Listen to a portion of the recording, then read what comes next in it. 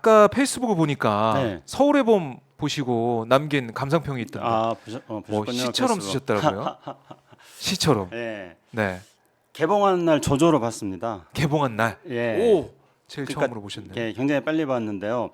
물론 이제 저한테는 약간의 사연이 있습니다. 네. 왜냐면은 제가 대학교 친구들을 얼마 전에 만났는데 해외 유학 갔다가 이제 오랜만에 만난 대학교 친구가 있었어요. 근데 네. 그 친구가 갑자기 제 손을 꼭 잡더니 예. 야, 청수야, 네가 대학교 1학년 신입생 한영회 때 음. 그때 광주에서 황주에 대해서 울부짖었던 이야기를 자기는 아직도 기억한대요. 그러면서 이제 그때 제가 그랬거든요. 네. 딱 나가가지고 여러분 1980년 5월에 광주에서 무슨 일이 있었는지 아십니까? 하고 신입생 한학기 때 대학교 1학년이 3월달에 앞에 나와가지고 제가 막 울부짖었거든요. 근데 자기는 그때 광주에 대한 이야기를 처음 들었다는 거예요.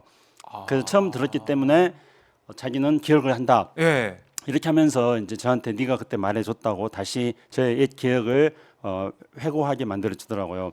근데 결국은 이제 광주에서 5.17 군 계엄을 확대시키고 네. 그리고 광주에서 그렇게 많은 시민들을 학살했던 그 전두환 정권이 실질적으로 권력을 잡았던 거는 바로 12.12 군사 쿠데타를 통해서 군사 반란을 통해서 권력을 잡았고 그래서 그 당시에 이제 비상 계엄령을 1980년 5월 17일 날 전국적으로 확대시키면서 여기에 네. 저항하는 광주 시민들을 무자비하게 학살했던 것이 바로 그리고 여기에 대해서 저항한 것들이 바로 광주 민주화 운동이었죠. 네. 그리고 제가 그 당시에 이제 그것들을 목격했고 저는 그 당시에 사춘기였습니다. 그렇기 때문에 사춘기를 그렇게 겪어가지고 저는 정말 지금 만약에 전두환 대통령 지금 사망해가지고 지금 뭐 장지도 지금 못 찾고 파주에서 뭐 쫓겨났다는 그런 네. 기사도 어저께 봤습니다. 근데 만약에 제가 지금 전두환 대통령 만나면은 내 청춘 돌려도 내 그렇게 말하고 싶습니다. 제 사춘기 때 그런 끔찍한 비극적인 것들을 일어나지 않았습니까? 그 전두환이 그렇게 저지른 거였죠. 그로부터 제가 겪었던 그 고통, 물론 제가 직접적으로 5.18 유가족들처럼 직접적으로 희생을 당한 건 아니었습니다. 네. 그렇지만 사춘기 소년으로서 제가 그로 인해서 겪었던 충격과 그것이 제 인생에 미쳤던 영향 이런 것들을 고려해 볼 때 정말 제 청춘은 그 회색의 그 청춘이었습니다. 이 정말 5월의 실록처럼 이 생길 발랄해야 될 이 청춘이 정말 예. 침울하고 우울하게 제 사춘기와 제 청춘기를 보냈거든요. 그래서 전두환 만나면 내 청춘 돌려도 나 다시 살고 싶어 네. 외치고 그 말을- 싶습니다. 그 말을 할 정도로 네. 해보고 싶을 정도로. 그러니까 이 영화를 보시면서도 옛날 생각을 좀 많이 하셨겠어요. 네, 그렇죠. 옛날 생각을. 실질적으로 이제 그 12.12 그 군사 쿠데타 12.12 반란에 대해서는 네. 그 역사적 사실들이 그 이후에 다 밝혀졌습니다. 그래서 1988년도로 기억하는데 그때 네. 이제 국회에서 광주 청문회가 열렸고 청문회가 있었고요. 그 이후에 계속 그 사실들이 다 밝혀지고 이번에 네. 이제 그 실제로 이제 그 이 당시에 이제 수경사 수도경비사령관 지금 그 이제 수방사로 바뀌었습니다. 수도방위사령부로. 근데 수경사 사령관 장태환 장군 같은 경우에는 그 이후에 뭐 정치 활동도 하고 그러면서 본인이 또 많은 것들을 증언을 했습니다. 그리고 그 당시 이제 그 육군 참모총장이었던 정성화 네. 같은 경우에는 이제 본인의 회고록 같은 것들도 또 쓰고 그랬거든요. 그래서 저도 그것들을 과거에 이제 읽은 적이 있었습니다. 그렇기 때문에 12.12에 대해서는 다 잘 알고 있는데 그래서 이 12.12에 대해서 상세하게 이야기하는 거는 이건 스포일러가 아니죠. 역사가 그 자체가 스포지 않습니까? 서울에 보면 그래요. 예, 서울에 네. 보면 다 아는 역사인데 그런데 다 아는 역사인데 정말 가슴 졸이고 봤던 거죠. 그걸 보면서 전두환이라는 그 신군부 세력 정치군인 일당들 예. 대한민국 군을 대표하지도 않는 소수의 정치 군인 일당들이 정말 그 악의 무리가 돼가지고 광기에 젖어가지고 그 교활한 그 술수를 가지고 권력을 찬틀해 나가는 그 과정을 본인 막 속에서 울분이 막 끌어올랐던 거였죠. 그러니까 이 영화가 이제 500만이 돌파를 했잖아요. 네. 특히 뭐 2030 세대도 많이 보고 있다 이런 보도도 나오고 있던데 역사를 잘 알던 분도 영화를 보면서 네. 가슴을 졸이게 되고 그렇죠. 정말 이런 일이 있었나? 음. 라는 젊은 분도 계시는 것이고 네.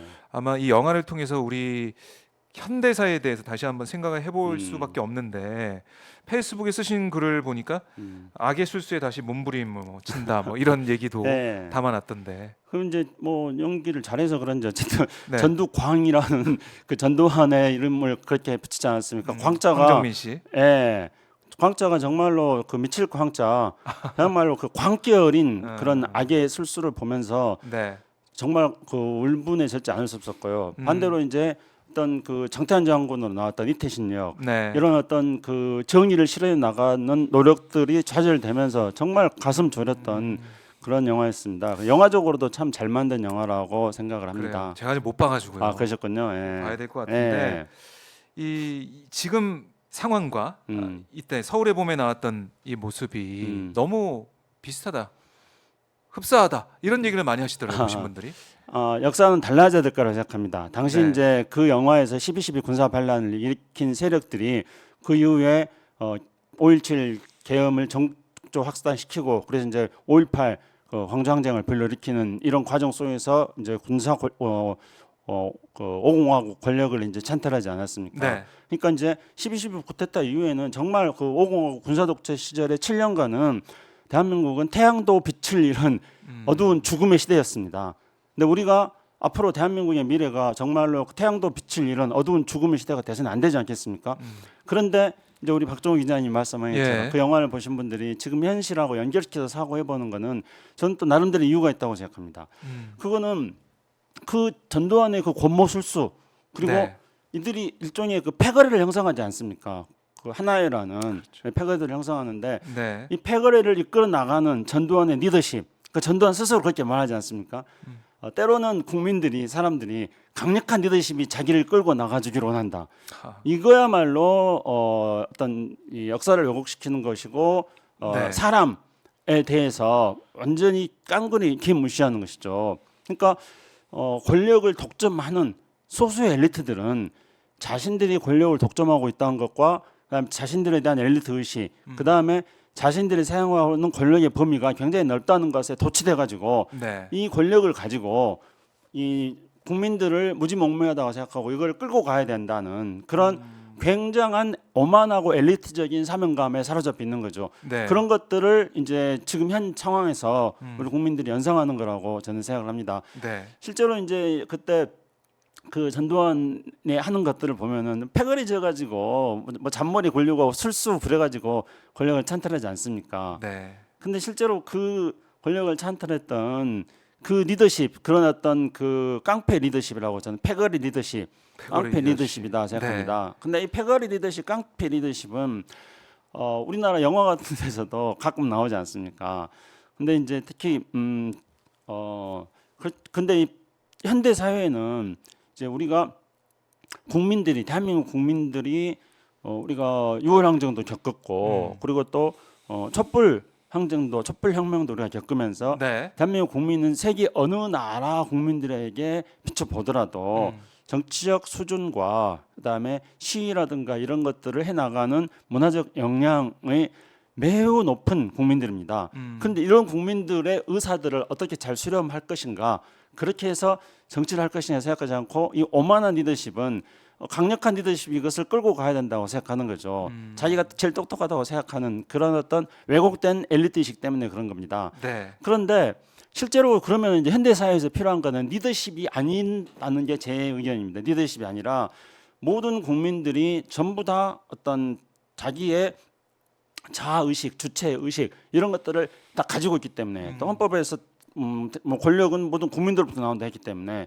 이 많은 국민들과 그다음에 다양한 어떤 그 이익 집단들과 아주 다양한 어떤 그 사회 구성원들 이 네. 다양성 다원주의라는 것은 민주주의의 기본입니다. 그래서 이 다양한 어떤 사회 구성원들의 다양한 의견들을 어떻게 잘 조화를 이루어서 합의를 도출해낼 것인가 하는 것들이 진정한 리더십입니다. 네. 강력한 리더십이 끌고 가는 게 아니라 그렇다면은 현대 사회에서 리더십이라는 것은 이렇게 연결시켜주는 리더십입니다. 네. 이런 것들을 코디네이터십이다. 그러니까 연결시켜주고 촉진시켜주고 그래서 상대방이 또 국민들이 또 이익집단 다양한 이익집단들이 서로 간에 어떤 모순과 갈등과 대립들을 잘 조화시키면서 네. 그러면서 자신이 가지고 있는 역량과 능력을 최대한 잘 발휘할 수 있도록 만들어주는 것 이것이 지금 21세기 우리 사회에서 필요하고 있는 리더십의 핵심적인 요체인 코디네이터십이다 이렇게 말할 수 있는 겁니다. 그런데 여전히 지금 우리 대한민국의 상황을 보면은 네. 우리 국민들의 의식 수준은 그렇게 높아져 있는데 그리고 이익 집단들의 욕구는 또 더 발전하고 있는데 그런데 그냥 권력을 쥔 사람들이 강력하게 끌고 가면 된다는 그런 어떤 착각에 빠져 있기 때문에 지금이 바로 1979년 12월 12일 이 친군부 이 반란 세력들이 강력한 리더십이라고 말했던 그것을 우리 국민들이 지금의 현실 속에서 연상을 하는 거라고 저는 생각하고 있습니다. 그러니까 그 당시에 이제 하나회로 대표되는 네. 아까 말씀하신 것처럼 패거리 그 문화, 그 군인들이 우리 대한민국을 짓밟았던 그런 상황, 또 지금 이제 검찰 권력, 네. 뭐 민주당에서는 검찰 독재다라고 얘기하면서 강하게 반발을 하고 있는 네. 이 상황, 검찰의 이제 모습들 음. 이게 좀 비교가 된다는 거 아닙니까? 네.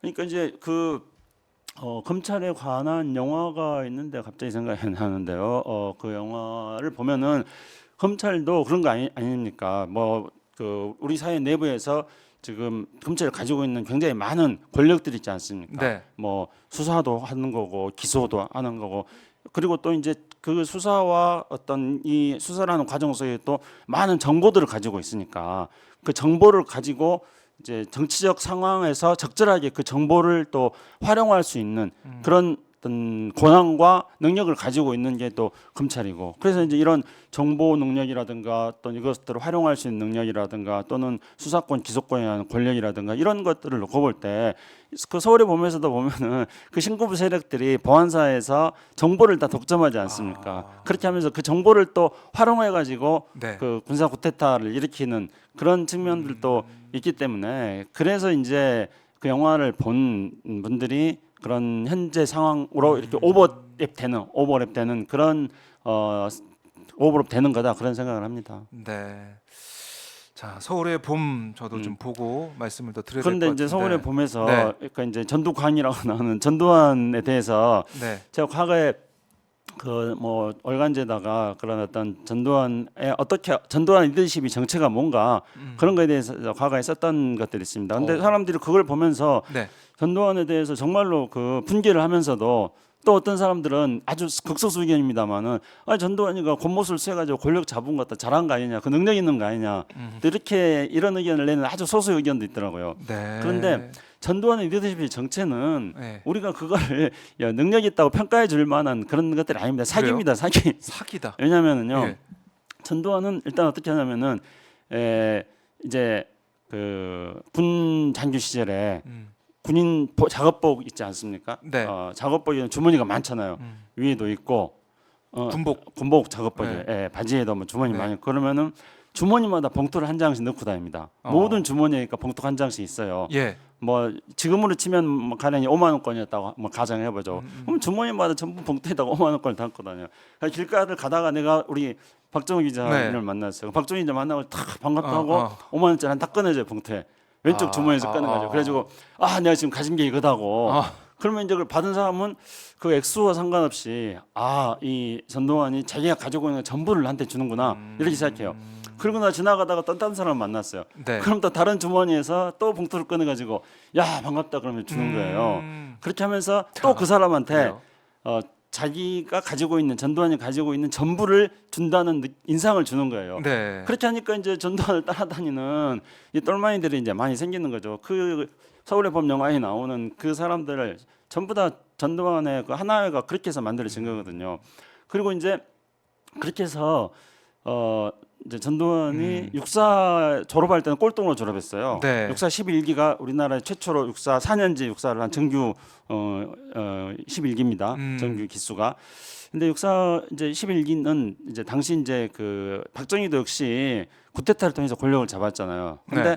박정희 대통령이 생각할 때 굉장히 똑똑하다고 생각한 사람이 김종필인데 김종필이 육사 8기란 말이에요. 그리고 육사 8기들끼리 자기들끼리 또 패거가 있으니까 이 박정희 같은 경우에는 자기도 쿠데타를 일으켰기 때문에 쿠데타를 도둑질 해본 놈이 또 도둑질에 대해서 잘 알잖아요. 네. 그러니까 육사 8기를 견제하기 위해서 이제 4년제 정규 1기라고 할 수 있는 육사 엘리트라고 할 수 있는 이 11기들을 또 지원을 합니다. 그런데 이제 11기를 지원하는데 5.16 쿠데타가 일어날 때 당시에 서울대학교 ROTC 교관이 전두환이었어요. 그러니까 전두환이 이제 육사생들을 모아가지고 5.16 그 지지 시위를 합니다. 시간 행진들을 하거든요. 그래서 이제 박정희가 그 전두환이를 총애한 거죠. 그렇게 해가지고 육사 졸업할 때는 꼴등이었는데 박정희 총애를 받고 그리고 하나회라는 군대 내에서 있어서는 안 되는 이 사조직은 박정희 비호 아래서 육사 8기를 견제하면서 그렇게 하면서 박정희의 별동부대처럼 비밀 조직이 사조직이 이렇게 커갔던 거죠. 네. 그렇게 해서 결국은 육사 꼴등으로 졸업한 전두환은 별을 제일 먼저 달았어요. 육사 11기 중에서 그렇게 막 권모술수에 능해가지고요. 그러니까 당시 이제 육사 내부에서는 어떤 소문이 쫙 퍼졌냐면은 육사생들이 야 공부해서 뭐하냐 전두환 장군 봐라 공부는 꼴등이었는데 별은 제일 먼저 달지 않느냐 이런 이야기들이 이제 공부 기피풍조가 육사에 퍼지는 겁니다. 그래서 이제 육사에 요청해가지고 전두환이 육사 가가지고 나 닮지 말아라 공부 열심히 해라 뭐 그랬는데 결국은 이제 전두환이 대통령 그렇게 해가지고 대통령 되지 않습니까? 체육관에서 이제 선거를 해가지고 대통령이 됐습니다. 네. 근데 대통령이 돼가지고 또 마찬가지로 그런 방식으로 전두환이 그 국가를 겨냥한 거예요. 그러면 어떻게 하냐면은 예를 들어서 전두환 대통령이 임명했던 장관들이 네. 이제 또 뭐 바뀌지 않습니까? 인사해가지고 그만두고 나가면은 이제 보통 그 전별금이라고 그동안 고생했다고 봉투를 줍니다. 전별금이라고 네. 하는데요. 근데 전두환한테 전별금을 받으면은 당시에 집 한 채를 살 수 있는 전별금을 받았다 그럽니다.